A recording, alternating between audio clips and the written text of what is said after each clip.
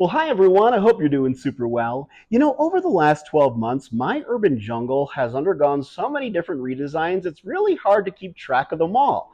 But it turns out there's some of the most watched videos on my YouTube channel by you folks watching right now. So I thought, why not take a look back at the designs from 2023?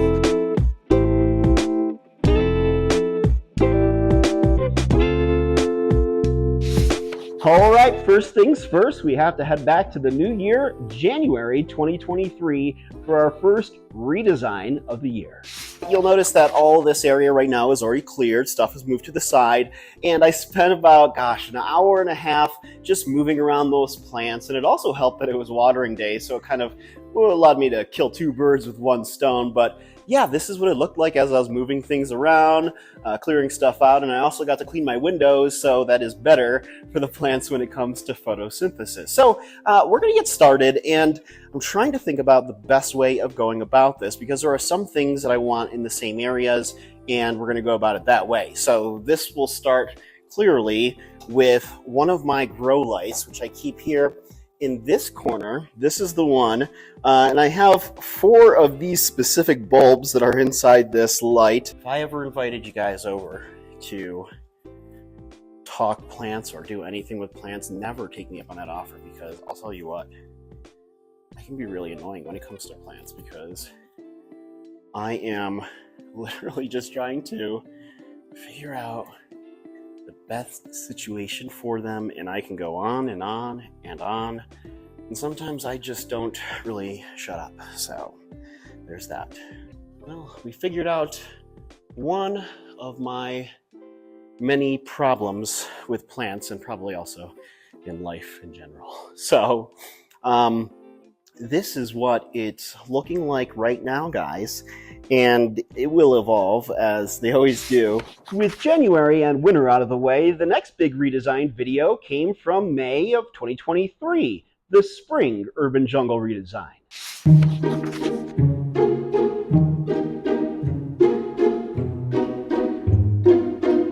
Welcome to my urban jungle in lower downtown Denver for a May 2023 home tour. I'm located right across from Coors Field, and today we're going to take a look around my place, including the living room, kitchen area, workspace, and also showcase some of my more favorite plants that are on display. During most of this video, you won't hear from me, but you will see little pop-ups explaining which plant is which.